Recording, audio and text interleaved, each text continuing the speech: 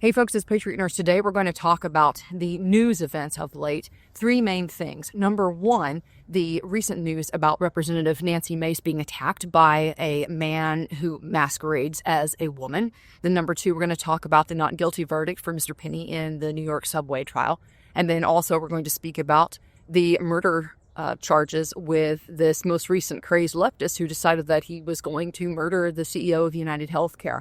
All these things have a confluence and they all have a commonality with the outrage on various different sides of the equation. And really the take home is that we have to care for the people in our sphere and in our family. So let's get started.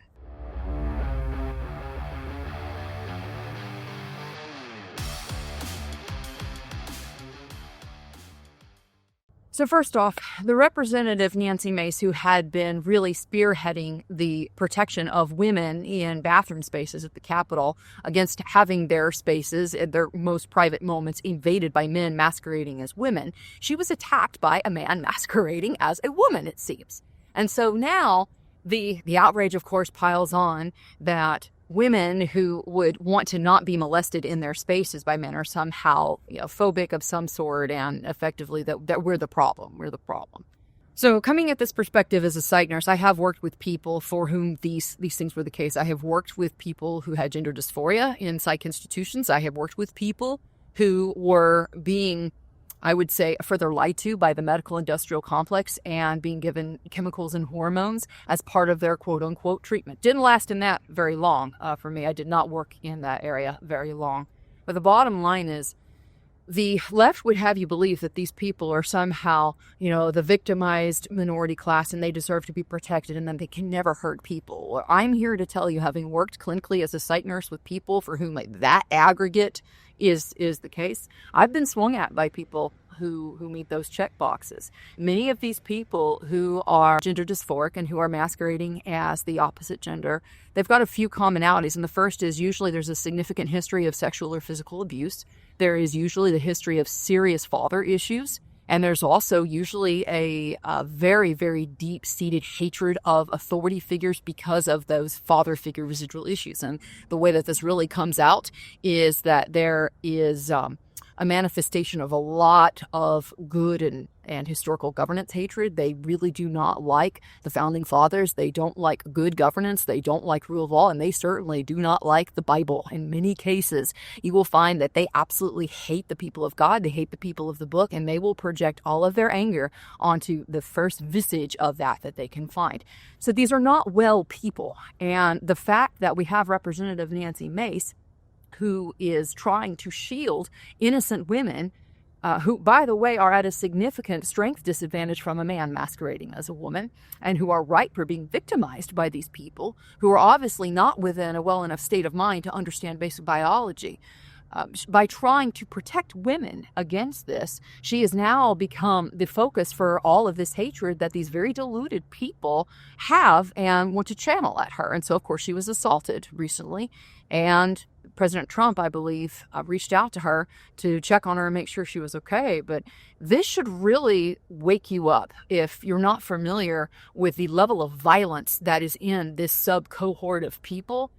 When you understand what happens to a human body that has been effectively chimerized by hormones added to it that are not supposed to be there, you're creating a mutant human being.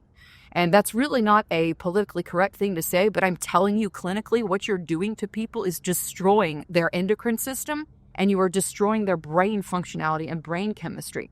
And that being the case for someone who has gender dysphoria, and instead of being worked with therapy to work past that, to work through that, as we used to do back in the day, now they are being given a chemical cocktail to create of them a very, very dark mutant of a human being that is neither male nor female, and that hormones are causing to, in many cases, that person become more violent. And why would you say that, Patriot Nurse?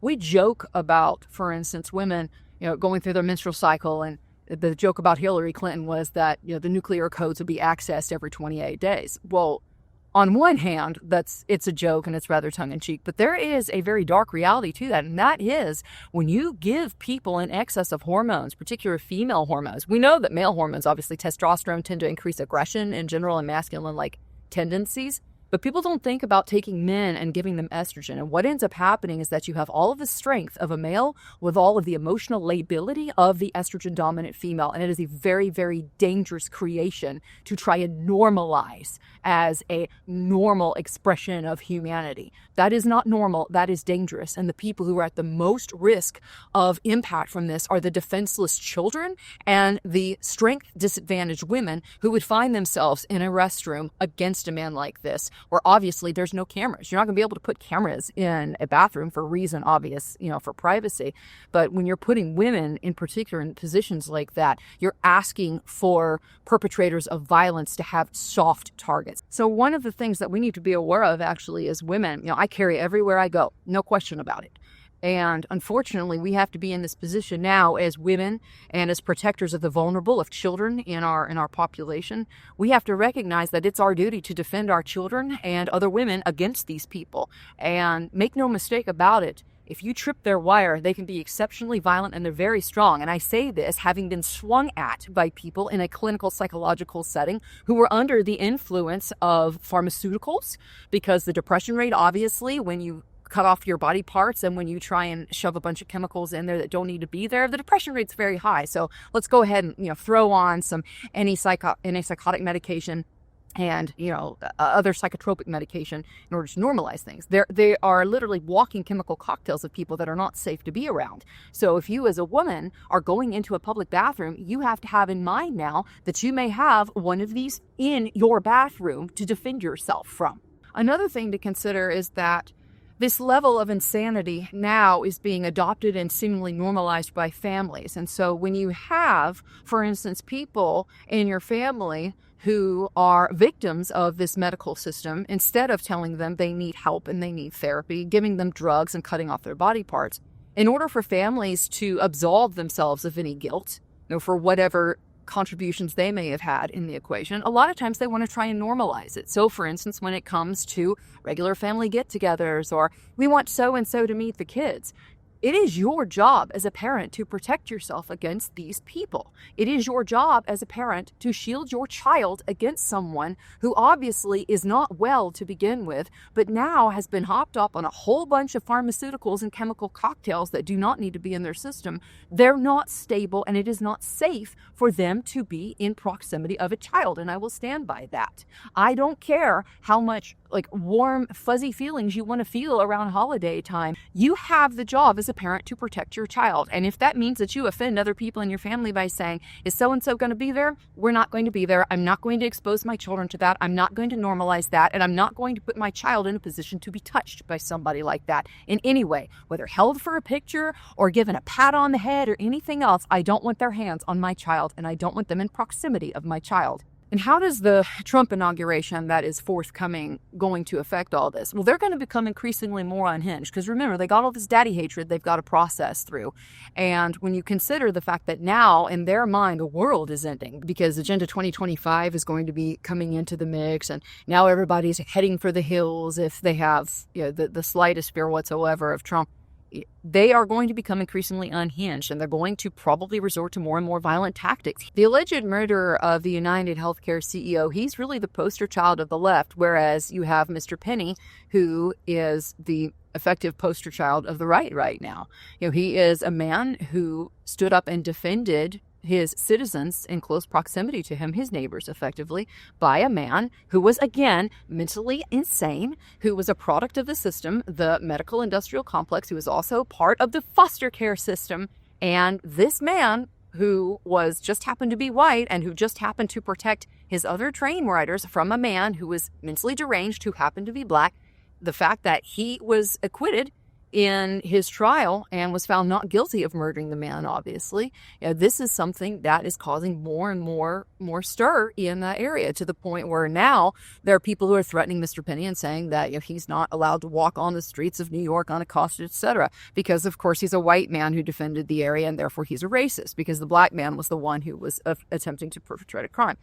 No one seems to recognize, though, that of the witnesses who immediately came to testify in defense of Mr. Penny, many of these witnesses who shared that he acted not only in self-defense, but also in defense of other people on the train against this man, many of these witnesses were black women and were minority women.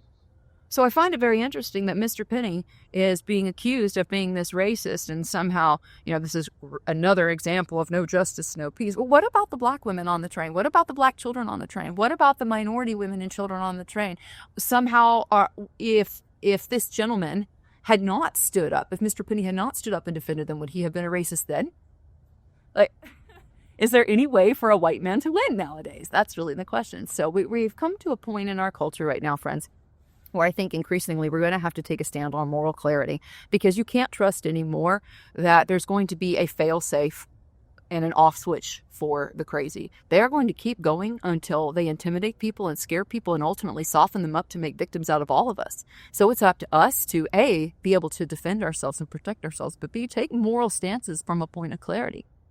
I'm not going to parlay with these people. I'm not going to elect to be around these people. I'm not going to elect to spend any time or subject myself to their company if I have any other choice elsewise. And that's a point for me that I'm putting my line in the sand. If you want to do your thing, that's fine, but you're not going to do it with any approbation for me or any of my presence of my family. So yeah, they have lost their minds. They're trying to call evil good and good evil. And not only that, they are trying to normalize things that are clearly very abnormal and that are very detrimental overall, not just to the survival of humanity, but also to the mental health of the person struggling with it. When you look at these issues, particularly when it comes to women's rights, and that's what it is, a woman has a right to be able to walk in a public space without having to worry about being molested, without having to worry about being accosted or being hurt by a man masquerading as a woman. And this is a position of chivalry that we used to take as a culture, as the great Western civilization had, that we would protect the defenseless and we would protect women and children. And that's where we need to get back to. It is a moral duty for us to protect and defend the defenseless, and not to give in to people who want to be called normal and who want to be called good and who want to be called neutral, when clearly their actions on the whole are very harmful for us all. I hope the video was helpful for you today. If you did enjoy it, please share it with one person who might similarly benefit from it. Also, if you're interested in getting prepared for the future, I have courses that can help you do that. I also have supplies online at the website, thepatriotnurse.com, to help you get squared away to take care of your family, regardless of what the circumstances are in front of you. Hope you have a very blessed week, guys. For now, it's Patriot Nurse signing off, and I'll see y'all later.